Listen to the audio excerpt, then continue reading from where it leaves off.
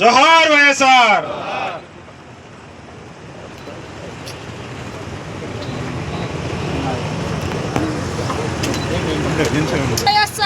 జోహార్. గట్టిగా అటెండ్ అవుతాము, కష్టపడుతున్నాం, ఎదుర్కొంటున్నాం, పోలీసులు ఎదుర్కొంటున్నాం, పక్క లోకల్ లీడర్స్ ఎదుర్కొంటున్నాం. ఈ యొక్క రెడ్ బుట్ రాజ్యాంగాన్ని ఇంకా గట్టిగా ఎదుర్కొంటున్నాం. ఇవన్నీ ఎందుకు ఎదుర్కొంటున్నాం? మనం ఓటు కోసమే కదా. మనం ఓటుతో వేస్తే రేపు ఓటు వేసుకుంటేనే మనం ఈ నియోజకవర్గం నుంచి మనం వైఎస్ఆర్ కాంగ్రెస్ పార్టీ జెండాని ఎగరేయగలం. అలా కాని పక్షంలో జగనన్న మనం గెలిపించుకోలేం.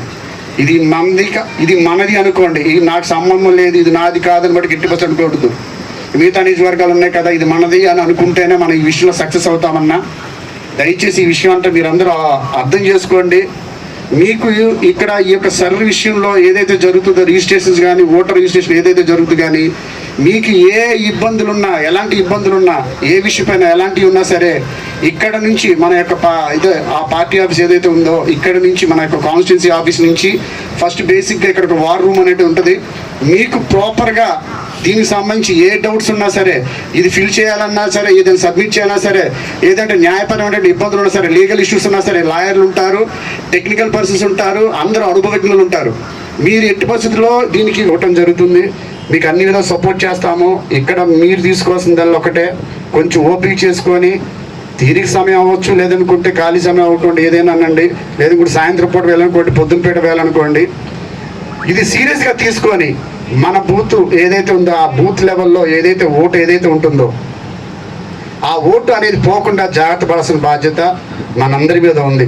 ఇది చాలా సీరియస్గా తీసుకోండి ప్లీజ్. దయచేసి మీరందరూ కూడా, నేను కష్టపడినా, మీరు కష్టపడినా, ఎవరైనా కష్టపడినా కానీ ఓటు లేకపోతే అరే మన ఓట్లు ఇన్ని ఉండాలి కదా, ఏమైపోయింది, గల్లంత అయిపోయిందని చెప్పి ఆ రోజు బాధపడే కంటే కూడాను మనం ముందుగా జాగ్రత్త పడితే మన యొక్క ఓటుని మనం కాపాడుకోగలిగితే 100% మనం సక్సెస్ అవుతుంది. అక్కడే కొంచెం మ్యాక్సిమం సక్సెస్ అవుతుంది, అక్కడే ఉంటుంది. అలా కాని విషయంలో మనం ఈ విషయంలో నెగ్లెక్ట్ చేసి కొంచెం అలా కాదులే ఇది అయిపోద్దులే అని చెప్పి ఓవర్ కాన్ఫిడెన్స్, నాకు తెలియదు ఏం లేదు, ఆ ఓటు అక్కడ పోదులే అన్న దాంతో మనం ఉన్నామా? బిఎల్ఏకి మరి ముఖ్యంగా చెప్తున్నాను ఈ విషయం, మిమ్మల్ని ఎన్నుకోవడం గల కారణమే అది. మీది చాలా బాధ్యతాయుతమైనటువంటి యొక్క మీరు పాత్ర మీది. మీరు దయచేసి ఈ యొక్క విషయాన్ని గ్రహించి మీరు ఈ రానున్న రోజులు అంటే దగ్గర ఇది అప్ టు సెప్టెంబర్ జరుగుతుందా ప్రవీణ్ గారు? అంతేనా?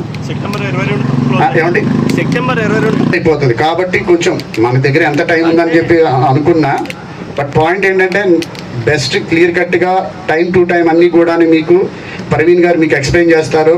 కొంచెం ఓపికతో అందరూ వినండి. ఇక్కడికి వచ్చి మనం ఏదో అలా వచ్చాము వెళ్ళామని కాకుండా ఒక్క 20 నిమిషాల పాటు ఫోన్లన్నీ కూడా పక్కన పెట్టి కొంచెం శ్రద్ధగా వినాలని చెప్పేసి మేము అందరినీ కోరుతున్నాను. దయచేసి మీది సీరియస్గా విని, మీకు ఆల్రెడీ బుక్లెట్లు కూడా ఇవ్వడం జరుగుతుంది. ఈ బుక్లెట్స్ అన్నీ కూడా తీసుకొని మీరు స్టడీ చేయండి. మీకు ఏదైనా డౌట్స్ ఉన్నా కానీ ఆఫీస్లో ఒక వార్ రూమ్ అనేది పెడతాను, ఆ వార్ రూమ్లో మీకు కావాల్సిన అవుతాయి. మీకు అన్ని విధాలుగా ఈ యొక్క ఓటర్ రిజిస్ట్రేషన్ సంబంధించినటువంటి విషయాల్లో అన్ని విధాలుగా సపోర్ట్ చేయడానికి ఇక్కడున్నటువంటి మన యొక్క నియోజకవర్గ స్థాయిలో ఉన్నటువంటి ఆఫీస్ ఇటు బస్సులో మీకు సహకారం అందిస్తుంది. అలాంటి కాని పక్షంలో ఎవరికైనా మీకైనా ఇక్కడ ఇబ్బంది కలిగి ఒకవేళ అందుబాటులో ఉండి సరైన సమాధానం మీరు అనుకున్నది మీకు దొరకపోయినట్లయితే నేరుగా నాకు కాల్ చేయండి. నేను కూడా మీకు పార్టిసిపేట్ చేసి మీకు కావాల్సినటువంటి సపోర్ట్ చేస్తాను.